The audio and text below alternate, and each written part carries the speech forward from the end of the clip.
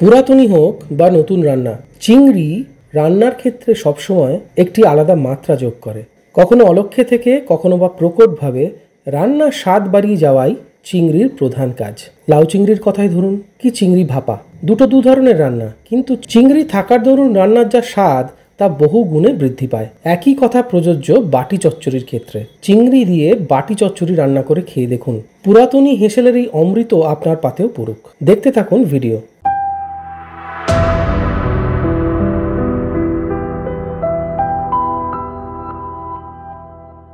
এর জন্য লাগবে 450 গ্রাম চিংড়ি, আর লাগবে 4টে ছোট মাপের আলু ভাজার মতো আলু কুচি করে রাখতে হবে, আর লাগবে একটা মিডিয়াম সাইজের টমেটো, স্বাদ অনুযায়ী কাঁচা লঙ্কা, পেঁয়াজ কুচি।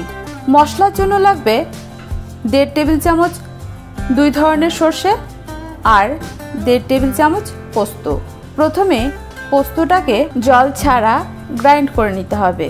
এবার এর সঙ্গে যোগ করতে হবে সর্ষে, কাঁচা লঙ্কা আর সামান্য জল দিয়ে একটা মিহি পেস্ট তৈরি করে নিতে হবে।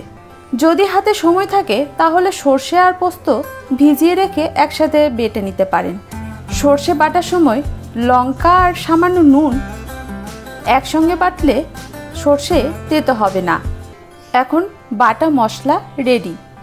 বাটি চচ্চড়ি নামের পিছনে একটা কারণ আছে, যেটা হলো একটা বাটির মধ্যে সমস্ত উপকরণ মেখে বাটিতেই রান্না করা হতো। পুরাতন পদ্ধতিকে বজায় রেখে আমরাও এই একই পদ্ধতি ব্যবহার করেছি। তাই আমরা একটা অ্যালুমিনিয়ামের বাটিতে সমস্ত কাটা উপকরণ নিয়েছি, আর নিয়েছি চিংড়ি। এর সঙ্গে যোগ করতে হবে বেটে রাখা মশলা, 1/2 টেবিল চামচ রসুন বাটা, 2 টেবিল চামচ সর্ষের তেল, 1 চা চামচ কাশ্মীরি লঙ্কার গুঁড়ো, 1 চা চামচ হলুদ গুঁড়ো, 1/2 চা চামচ জিরে গুঁড়ো। চাইলে এটাকে বাদ দিতেই পারেন। আর দিতে হবে স্বাদ অনুযায়ী নুন, তবে বাটার সময় নুন দেওয়া আছে সেটা বুঝে দেবেন। আর কিছু কাঁচা লঙ্কা কুচি।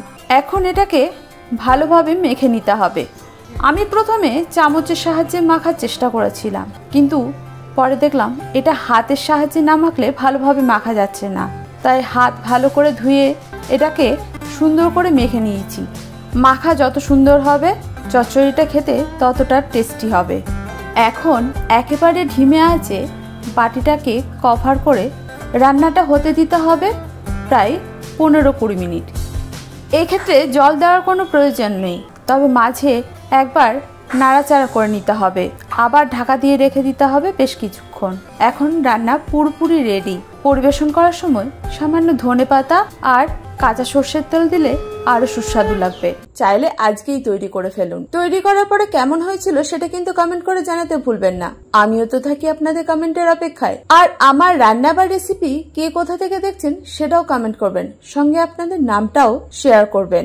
আমার রান্না বা রেসিপি ভালো লাগলে লাইক শেয়ার করতে ভুলবেন না। যারা প্রথম আজকেই আমার রান্না দেখছেন, ইউটিউব থেকে দেখে থাকলে চ্যানেলটাকে সাবস্ক্রাইব করবেন, ফেসবুক থেকে দেখে থাকলে পেজটাকে ফলো করতে ভুলবেন না। এটাই আপনাদের কাছে ছোট্ট অনুরোধ। আর যারা প্রথম দিন থেকে আমার সঙ্গে আছেন তাদেরকে অসংখ্য ধন্যবাদ। যাই হোক, আজ এই পর্যন্ত। দেখা হচ্ছে পরবর্তী ভিডিওতে।